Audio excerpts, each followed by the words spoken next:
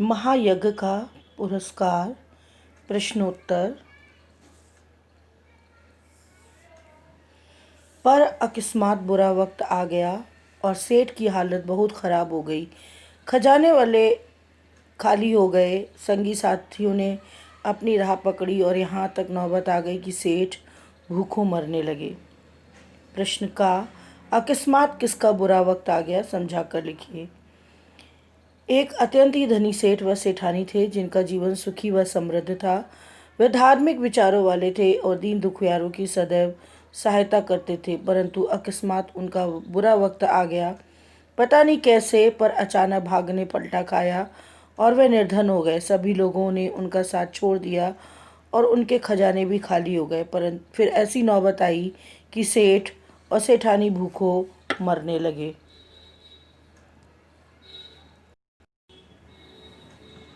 प्रश्न 2। साथी संगियों ने भी अपनी राह पकड़ी से क्या तात्पर्य है समझा कर लिखिए।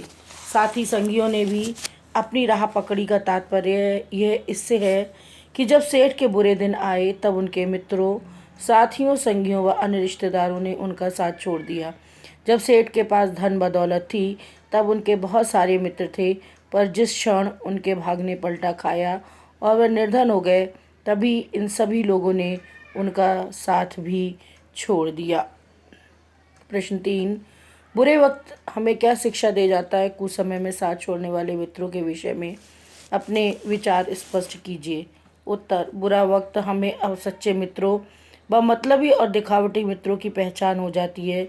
जब हमारा बुरा वक्त आता है और हम निर्धन हो जाते हैं तब बहुत से लोग हमारा साथ छोड़कर अपनी राह पकड़कर चले जाते हैं।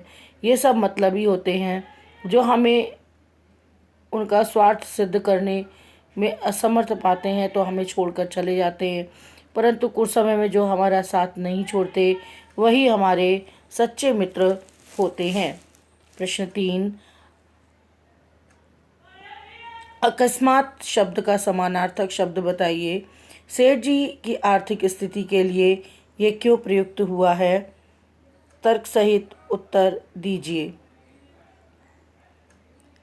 अकस्मात शब्द का समानार्थक शब्द है सेठ जी की आर्थिक स्थिति के लिए ये शब्द प्रयुक्त हुआ है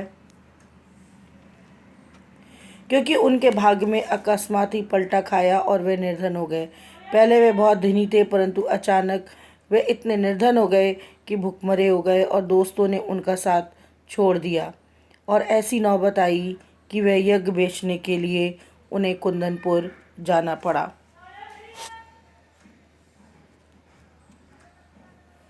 उन दिनों एक प्रथा प्रचलित थी कि यज्ञों का क्रय विक्रय हुआ करता था। छोटा बड़ा जैसा यज्ञ होता तदनुसार उसका मूल्य मिल जाता। प्रथा शब्द से आप क्या समझते हैं? यहाँ किस प्रथा की बात की जा रही है? प्रथा शब्द का अर्थ है बहुत दिनों से चली आ रही कोई परंपरा। इस कहानी में यज्ञों को बेचने की प्रथा के बारे में बात की जा रही है। इस कहानी से यज्ञों का अर्थ है नेक कर्म जिन्हें बेचकर लोग वस्त्र, धन, अनाज आदि जैसी वस्तुएं प्राप्त कर सकते थे और उन यज्ञों का पुण्य उन्हें खरीदने वालों के हिस्से में चला जाता था। यज्ञों के फल से आप क्या समझते हैं? यज्ञों के क्रय विक्रय से क्या फायदा होता था? यज्ञों के फल से हम समझते हैं कि यज्ञ का अर्थ पुण्य होता है। उस समय एक परंपरा थी, लोग अपना यज्ञ अर्थात पुण्य बेचकर कुछ धन, अनाज व वस्त्र पा सकते थे और उनके यज्ञों में से एक यज्ञ कम हो जाता था। जब किसी को धन की आवश्यकता पड़ती थी तो वह अपना यज्ञ रुपयों के मूल्य में बेच देता और उसके अच्छे कर्मों का पुण्य यज्ञ को खरीदने वाले के हिस्से में चले जाते थे। किसको व क्यों यज्ञ बेचने की ज़रूरत आ पड़ी उसका परिचय दीजिए। सेठ व सेठानी को यज्ञ बेचने की ज़रूरत पड़ गई क्योंकि अचानक उनका भाग्य पलट गया और वे निर्धन हो गए। लोगों ने उनका साथ छोड़ दिया, उनके खजाने खाली हो गए और वे भुखमरे हो गए। पहले जब कोई गरीब उनके पास आता तो कभी खाली हाथ नहीं जाता, परंतु अब सेठ के पास अपने ही लिए कुछ नहीं था और भाग्य से मजबूर होकर सेठ को यज्ञ बेचने के लिए कतिपय सोचना पड़ा। किसके कहने पर सेठ जी को कहाँ व क्यों जाना पड़ा? रास्ते में घटी घटना का वर्णन कीजिए। सेठानी के कहने पर सेठ को कुंदनपुर धन्ना सेठ के पास अपना यज्ञ बेचने जाना पड़ा। जब वह रास्ते में थे तब धूप के कारण वे थक गए और उनका शरीर पसीने से लथपथ हो गया। उन्हें भूख लगाई थी, इसलिए वे एक वृक्ष के पास विश्राम करने के लिए बैठ गए। पास ही एक कुआं था। जैसे ही उन्होंने रोटी निकाली, उनकी दृष्टि भूख से तड़पते हुए कुत्ते पर पड़ गई। उन्होंने क्रमशः अपनी चारों रोटियां एक एक कर उस कुत्ते को दे दी और स्वयं पानी पीकर अपनी मंजिल की ओर चल दिए।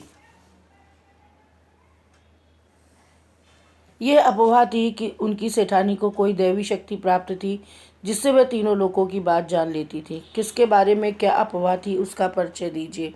धन्ना सेठ की सेठानी के बारे में अफवाह थी कि उन्हें एक दैवी शक्ति प्राप्त थी, जिससे वह तीनों लोगों की बातों को जान लेती थी। धन्ना सेठ कुंदनपुर के एक धनी सेठ थे, जो लोगों के यज्ञों को खरीदकर उनके बदले में धन, अनाज और वस्त्र जैसी वस्तुएं देते थे। जब सेठ का अकस्मात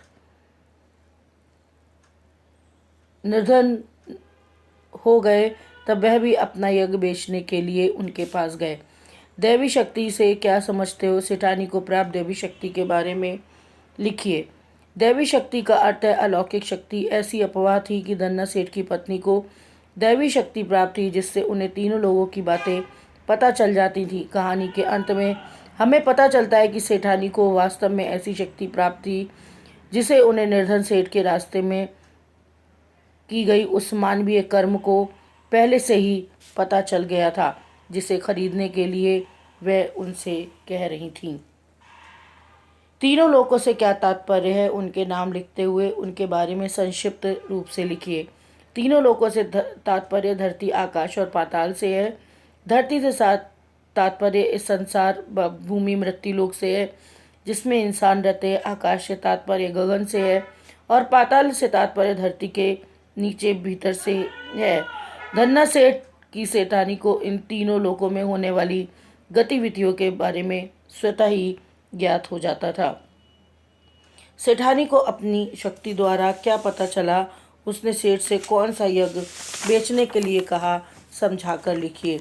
सेठानी को अपनी शक्ति द्वारा उस घटना के बारे में पता चला जो सेठ के साथ कुंदनपुर आने के रास्ते में हुई थी। सेठ ने अपने भूखे रहने के बाद भी एक कुत्ते को अपने हिस्से की रोटियां देकर जो पुण्य किया था, उससे उनको ज्ञात हो गया। सेठानी ने उन्हें अपना यही यज्ञ बेचने को कहा, परंतु सेठ ने सोचा कि मानवीय कर्मों का मूल्य लेना ठीक नहीं है, इसलिए उन्होंने सेठानी को मना कर दिया। इस विचार से सेठानी बहुत प्रभावित